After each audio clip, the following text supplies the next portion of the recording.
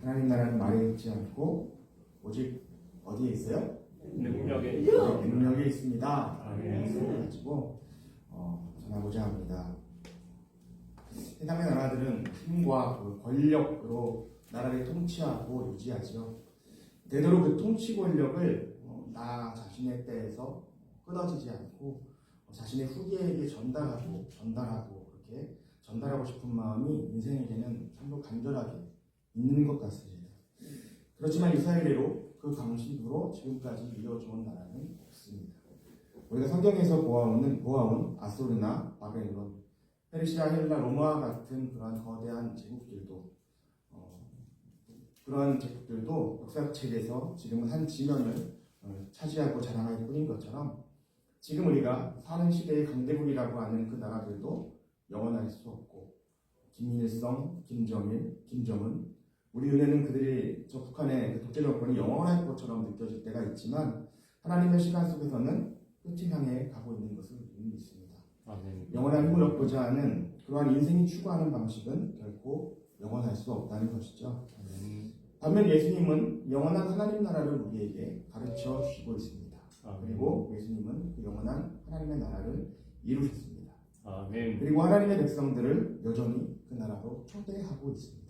아멘. 오늘 말씀을 통해서 하나님의 나라의 능력, 그것이 말과 지식, 이를 이용한 계획과 야학과 그 모략과는 전혀 상관이 없는 하나님 나라를 이루어가는 그 능력이 무엇인지, 그리고 그 능력이 우리 가운데 있는지를 좀 다시금 생각하고 묵상함으로 그렇게 나아가는, 그렇게 다시금 결단하는 시간 되어지기를 소망합니다. 아멘. 오늘 1, 2절의 말씀을 보면 그리스도의 일꾼으로서 하나님의 비밀을 맡은 자로서 가져야 할 덕목, 그것은 충성함에 있다라고 전합니다.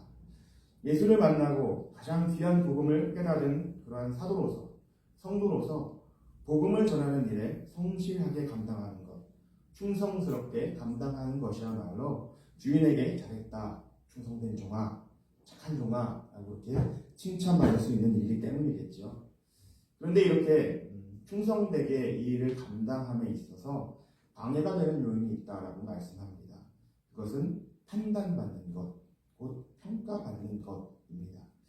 바울도 아볼로도 하나님 예수 그리스도를 통해 주신 그 복음에 감사하고 감격함으로 그 사명을 충성스럽게 감당하고 있을 뿐인데, 그렇게 복음을 전했더니만 전함을 받은 자들, 이 고린도 교회의 성도들은 아볼로가 더 잘하는 것 같아, 아볼로가 더 똑똑한 것 같아, 아볼로가 말하는 게 더 논리적인 것 같아, 이렇게 말을 하거나, 아니면 무슨 소리야, 바울이 더 신뢰가 가지 않아?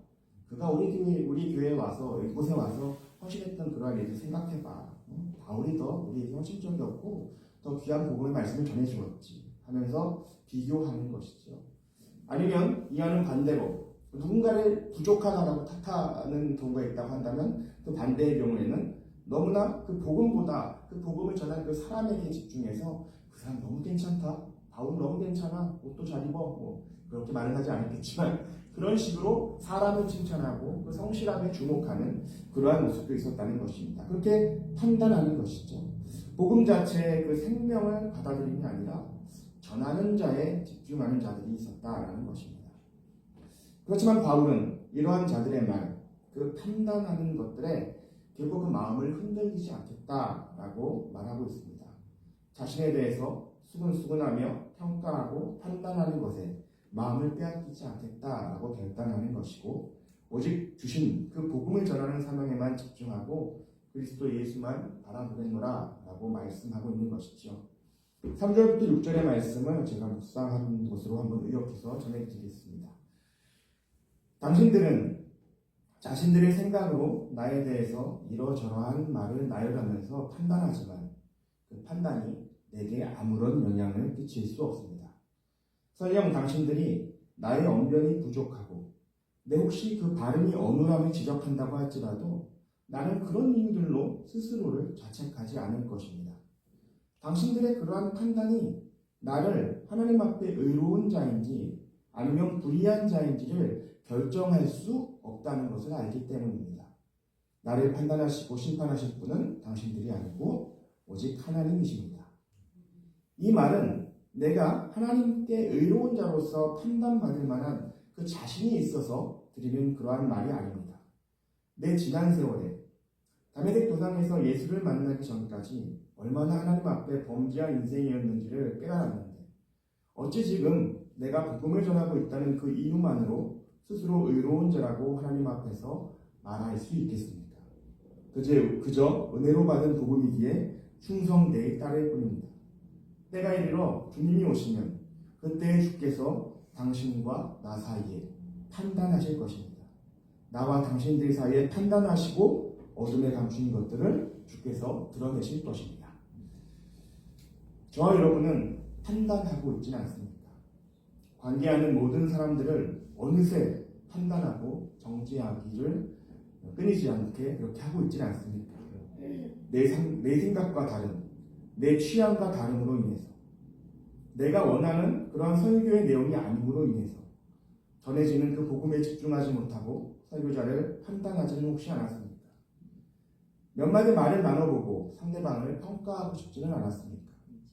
때로는 비하하고 싶고 때로는 그 사람을 저평가해서 나보다 낮은 부류의 사람이라고 평해버리고 싶지는 않았습니까? 저는 어린 시절부터 청년 시절까지 모교에서 함께 신앙생활을 했던 많은 이들이 있지만 지금까지도 종종 만나서 식사하고 하는 그런 친한 분들이 4분 있습니다. 저를 포함해서 4분이 있는데요. 얼마 전에도 만나서 저녁 식사를 했습니다. 저 말고 3친구는 저거 각각의 사업을 하고 있습니다.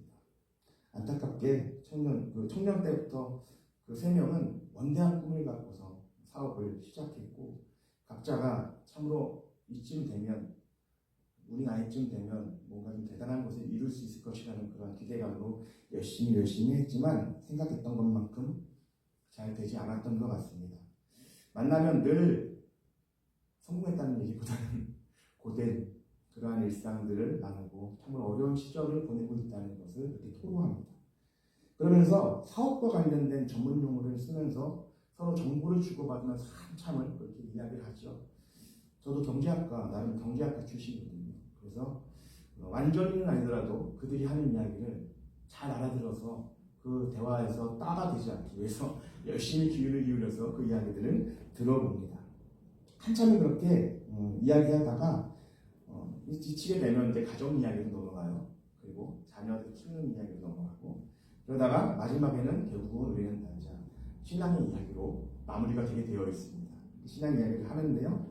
그렇게 신앙 이야기 하다 보면 또 제가 목사이다 보니까 친구들의 신앙 삶의 이야기를 듣다 보면 하나님께서 주신 마음이 있어요. 말씀이 있어요. 떠올라서 그 말씀이 생각나서 또 제가 이렇게 이야기를 하게 됩니다. 사랑하는 친구들이기 때문에 또 전하지 않을 수 없어서 또 말을 시작하다 보면 자제해야 되는데 때가 되면 또 자제해야 되지 않습니까? 자제하지 못해요. 또 친구들이랑 있다 보니까 자제하지 못해서 길어질 때가 있습니다. 그렇게 좀 길어졌다 싶으면 한 친구가 저에게 말합니다. 상훈 목사 하는 말 잘 들어라. 우리끼리 사업 얘기할 때 듣느라 얼마나 힘들었겠니? 이렇게 얘기를 하는 거예요. 저는 근데 사실 그 사업 얘기를 듣는데 전혀 힘들지 않았습니다. 들으면서 친구들의 삶을 이해할 수 있기 때문이죠. 그런데 그 친구는 제가 전하는 하나님 말씀을 듣는 것이 힘들었을까요? 그래도 그렇게 말하는 것이 아니었을까요? 그 말을 듣는 순간에 저도 모르는 새에 그 친구의 마치 그것이 전면적으로 드러나는 신앙의 모습인 것 마냥 제가 판단할 때가 있다는 것이죠. 그저 그 친구는 저의 그 편의를 맞추기 위해서 농담처럼 던진 그저 한 문장의 말에 불과할 수도 있는데 저는 그 말이 친구의 신앙 상태를 나타내는 것처럼 심각하게 혼자서 생각한다는 것입니다. 그 생각, 그 판단은 친구에 대한 편견을 또 저한테 갖게 하고 다음에 만날 때는 웬만해서는 좀 자제해야겠다는 것에 대해서 더 생각하게 됩니다. 이런 경우가 있는가 하면 저희 작은 누나가 카페를 하고 있는데요. 며칠 전에 누님과 카페에 가서 차를 한잔 얻어 먹으면서 대화를 좀 했습니다.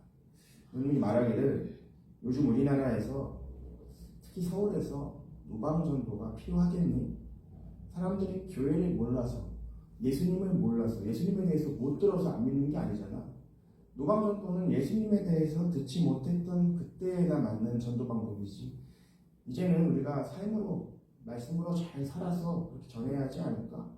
관계를 잘 맺어서 복음을 전하는 것이 훨씬 효율적이지 이렇게 말을 합니다.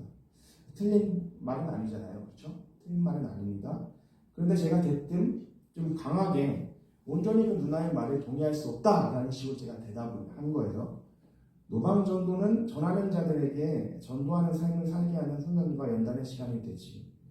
노방전도를 통해서 삶의 모든 부분에서 우리가 전도해야 할 것에 대해서 다시 생각할 수 있게 되지.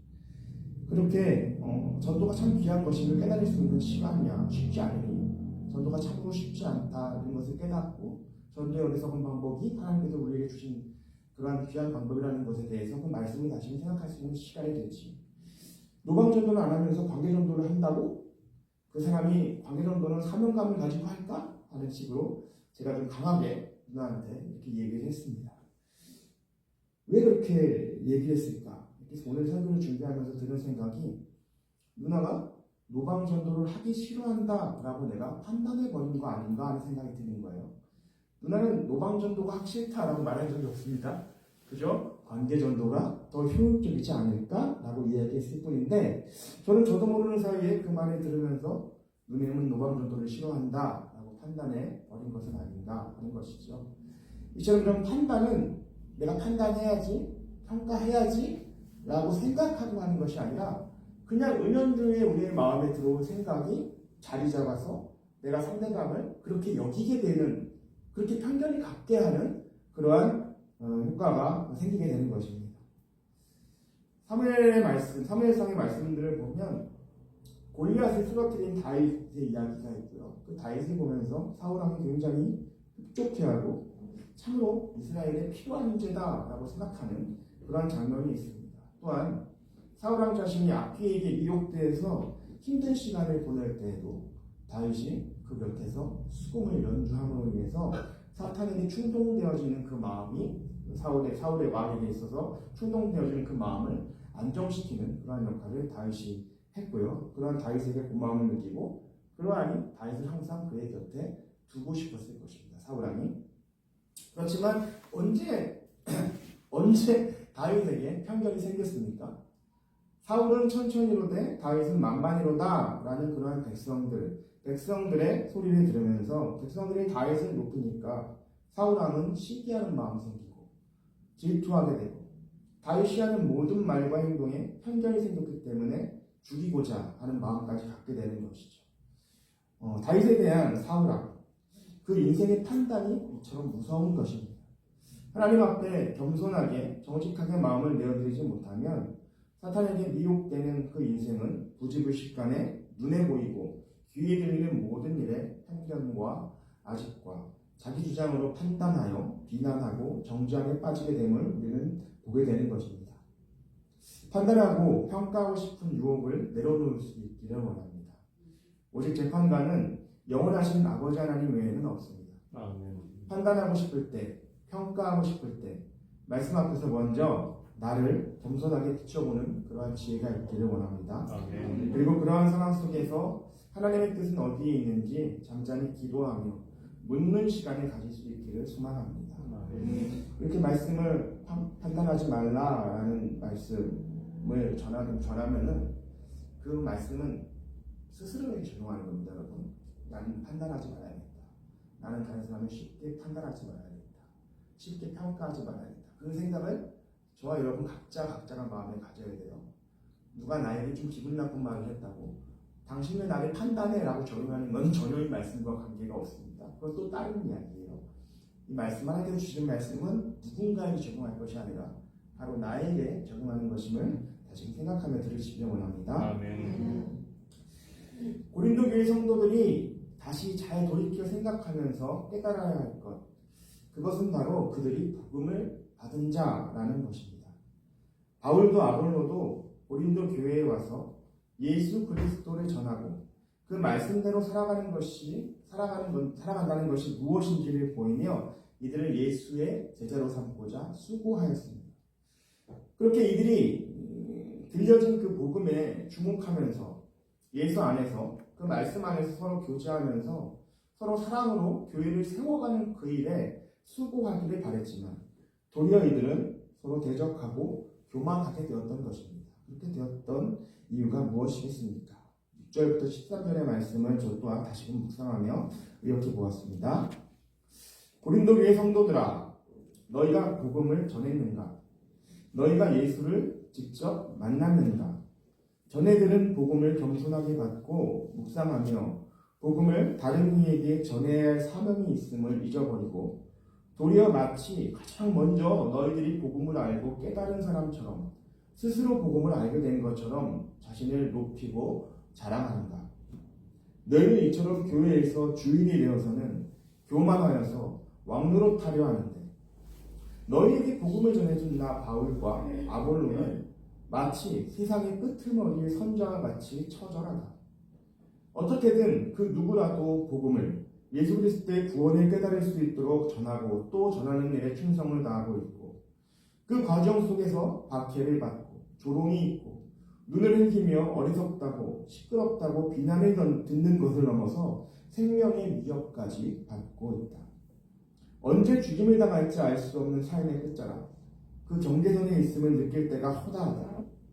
하나님은 마치 사도로 우리를 세우시고 복음을 전하는 그 자리에서 우리를 죽이려고 하시나 하고 하루에도 수십 번씩 생각하면서 간절히 기도하면서 사역을 이어나간다.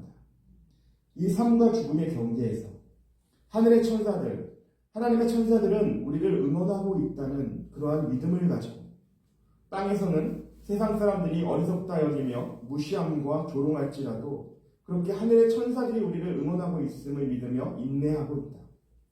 고린도 교회 성도들이여, 당신들도 복음을 받았다면 그 은혜를 깨달았다면 우리와 같은 삶을 살아야 하는 것이 아닌가? 어찌하여 당신들은 교회에서 왕노릇하려 하는가?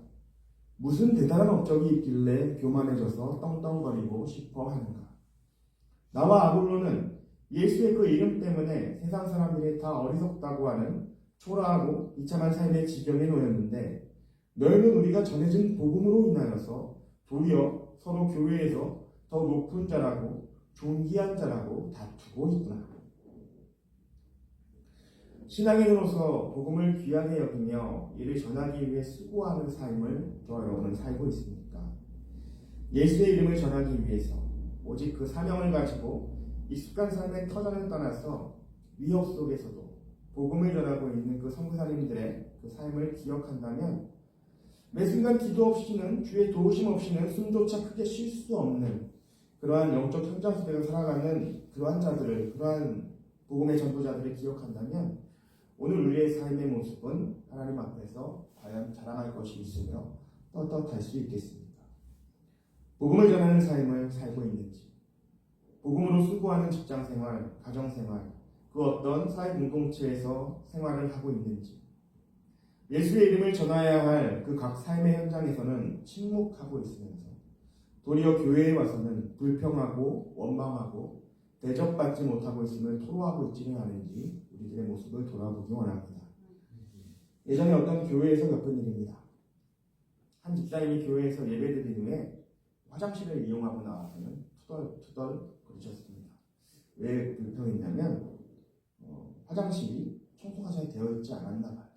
그래서 이용하면서 조금 마음이 그랬는지 그냥 가시지 않고 또 그날 하루 열심히 일하다가 교회 와서 예배드렸는데 화가 났겠죠. 그래서 그런 이유들로 투덜투덜대고 살피지 못하고 교회 사무실에 들어가서 관리하는 집사님들께 한 소리를 했던 것 같습니다.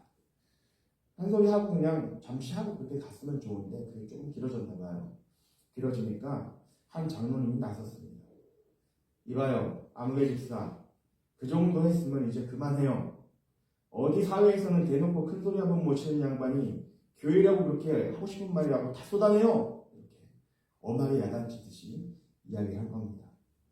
이 말에 들은 아무개 집사님은 장로님을 한번 쏘아보고는 제가 있는 동안에는 다시 교회로 돌아오지 않았습니다. 아무개 집사님은 안정된 직장을 갖고 있지 못했고 일용직으로 살아가는 분이었는데 장로님의 그 말이 크게 상처가 되었던 것이죠. 집사님과 장로님 두 분 중에 누가 더 잘못했습니까? 어느 분께 더 감정이 이입되었는가에 따라서 우리는 다른 의견일 것입니다. 그러나 우리가 교회의 머리 되신 주님, 예수님의 마음은 어떠하실지, 우리의 말과 행동, 모든 태도 속에서 은혜 받은 자의 희생과 섬김이 드러나야 된다는 것을 생각하며 신앙할 수 있기를 원합니다. 복음이신 예수님이 나의 혈기와 나의 생각에 드러나는 것이 아니라 복음이신 예수님이라면 어떻게 말씀하시고 어떻게 행동하실지를 그렇게 고민하고 기도하면서 알아갈 수 있는 그런 신앙이 되기를 소망합니다. 아멘. 바울은 16절에서 고린도 교회 성도들에게 자신을 본받는 자가 되라 라고 또 권면하고 있습니다. 누군가에게 스스로 말하기를 나를 본받으라 라고 말하기가 쉬우신가요? 여러분들 누군가에게 나를 좀 본받아 라고 말씀하신 적이 있습니까? 저는 제 아들한테도 못하는데요. 자녀들을 모아놓고 아빠를 본받아라 라고 자신있게 말할 수 있을까요? 얼마나 부담스러운 표현입니까? 나를 본받으라고 말한다면 이후에 제 삶을 제 스스로 가두는 것 같은 제 삶의 행동과 것들이 다 제한될 것 같은 그런 느낌이 들지 않겠습니까? 나를 지켜보는 사람들의 눈이 있으니 항상 본받을 만한 모습만 보여야 할 것 같으니 말입니다. 얼마나 부자연스럽겠습니까? 15절의 말씀에서 바울의 이 본받으라는 말의 의미를 좀 생각해 볼 수 있습니다. 읽어드립니다. 그리스도 안에서 일만 스승이 있을 때 아버지는 많지 아니하니 그리스도 예수 안에서 내가 복음으로써 너희를 낳았습니다. 고린도 교회에 찾아와 복음을 전해준 이들은 바울 외에도 많은 사람이 있을 수 있었습니다. 그 전해준 복음을 귀하게 여기고 마음에 새기어야 함은 당연하다. 고린도 교회의 끝까지 그 교회가 온전하게 서기를 간절히 원함으로 함께 세운 자가 누구였는지를 그리고 그 누구의 마음이 어떠한 마음이었는지를 기억하라는 것입니다. 사도행전 18장에 보면 바울은 1년 6개월 동안 고린도 교회에서 여러 박해 속에서도 복음을 전하는 것에 힘썼음을 우리가 알 수 있습니다. 그 시간 동안 자녀를 낳는 것 같이 자녀를 육아하는 것과 같이 애쓰고 수고하였던 바울. 성도들은 그러한 바울의 모습에서 그가 가르치는 복음에 따라 살고자 수고하는 그러한 진실함과 사랑을 보았겠죠. 교회 공동체는 바울에게서 말씀으로 살고 복음으로 섬기는 삶이 무엇인지를 배우며 그렇게 살고자 그렇게 살아보고자 결단하였을 것입니다. 함께 지내며 교회를 세웠던 그때를 생각하면서 믿음의 아버지라 여기며 따랐었던 그 시절을 환기하면서 그렇게 복음으로 순수했던 때로 돌아오라라는 권면이 바로 나를 본받으라라는 그 바울의 말에 속뜻이 아니겠습니까? 이를 위해서 바울은 디모데를 보낸다라고 말씀합니다. 연소하고 어린 디모데를 보내는 이유, 바울이니 아볼론이 데바니 하는 이유로 다툼을 멈추고 복음으로 돌아가라라는 뜻이겠지요. 그들 보기에 어리고 바울이나 아볼로나 그 게바보다 능력 있어 보이지 않는 연소한 디모데입니다. 그러나 그러한 외모, 사람에 집중할 것이 아니라 그가 전하는 복음 안에서 예수 그리스도를 발견함으로 도리어 그 디모데의 부족한 그 모습 속에서 그 부족해 보인다면 더 섬길 여지가 있다는 것을 깨달아서 그 디모데를 섬기라고 권면하는 것입니다. 디모데가 바울처럼 노련하고 능력 있게 사역을 감당하지 못할 수 있지만 그러한 부족함이 보일 때 더욱 성도의 마음 가운데 주시는 아버지의 말씀을 떠오르게 될 것이고 그 떠오른 말씀을 생각하고 묵상하다 보면 어떻게 디모데를 도와야 할지에 대해서 무엇으로 디모데를 도우며 헌신해야 될지에 대해서 교회를 도와야 할지에 대해서 생각나게 될 터니 더욱 죽게 기도하기를 힘쓰라라고 권면하는 것이겠죠. 어떤 교회가 좋은 교회입니까? 유명한 목사님이 계신 교회가 좋은 교회일까요? 진기한 간증에 있는 목사님이 있는 교회가 좋은 교회입니까? 어떤 특출한 은사와 능력을 가진 지도자가 있는 교회가 좋은 교회일까요?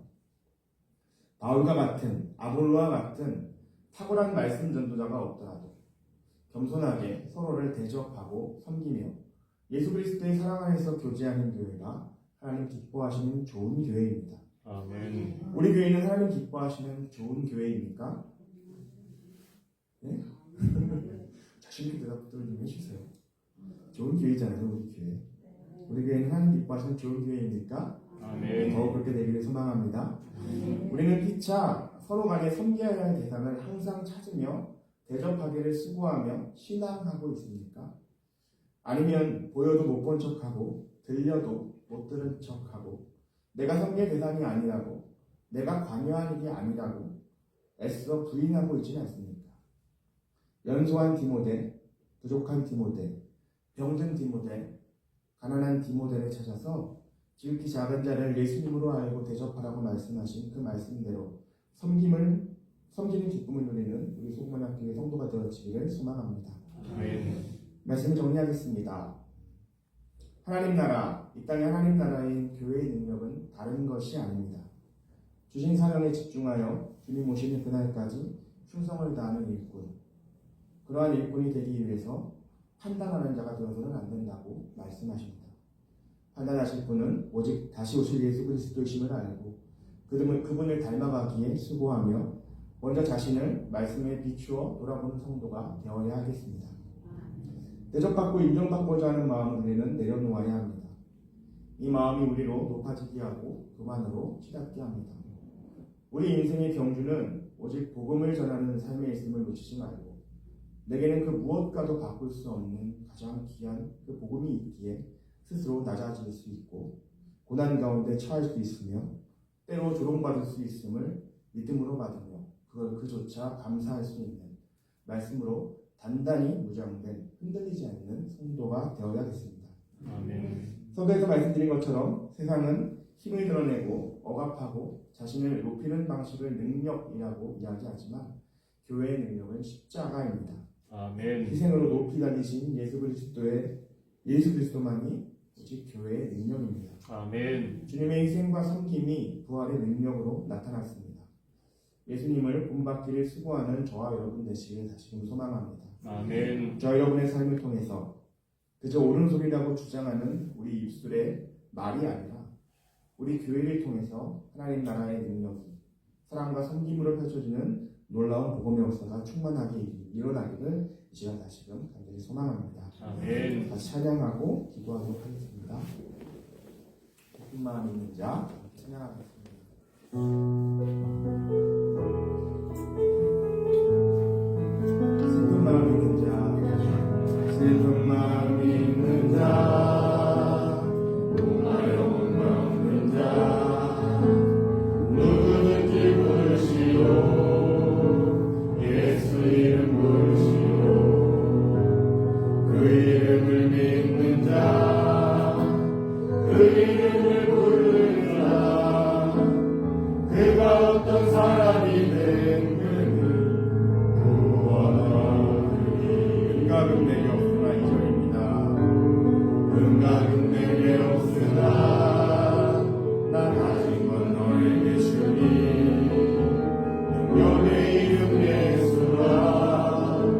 그 이름을 부르시오. 그 이름을 믿는 자, 그 이름을 외치느라. 그가 어떤 사람이 된 그는 주의 영광 보리라.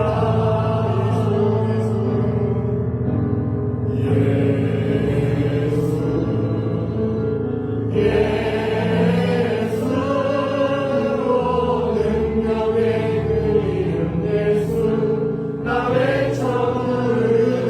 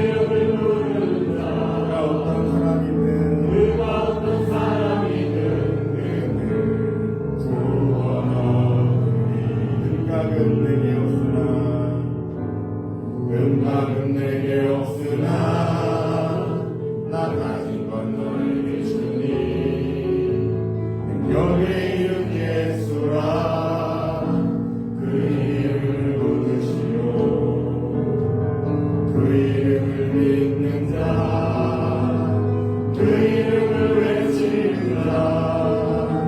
그가 어떤 사람이든 그는 주의 영광 보리라. 예수 예수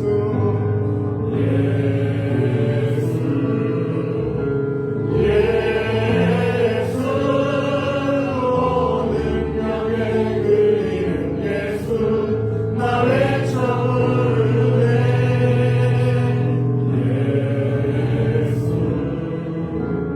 예수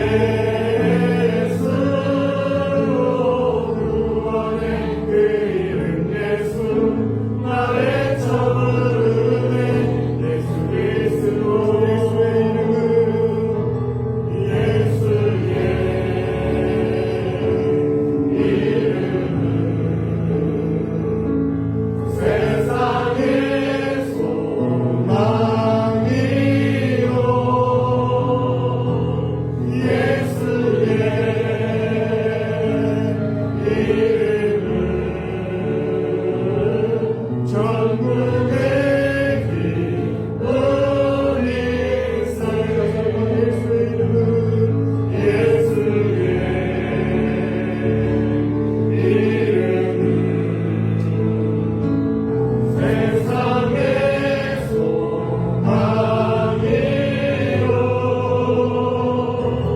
예수의 이름은 전국의 기쁨이 있으리. 기도하겠습니다. 주신 말씀 기억하는 기도하기 원합니다. 하나님 나라의 능력으로 살아가기 원합니다. 하나님 나라의 능력은 세상과 달라 목소리를 높이는 것이 아니고 내 생각으로 다른 일을 판단할 수 있을 때 있는 것도 아니고 높은 자리에 인정받는 자리를 추구하기 아니라 주께서 가신 낮은 자리에 있기를 기뻐하고 감사하는 것임을 예수를 따라가는 삶임을 다시 기억하면서 그러한 교회로 주의 몸된 교회로 살아갈 것을 결단하는 시간 같이 기도합니다. 주님의 크게 부르고 기도하겠습니다. 주여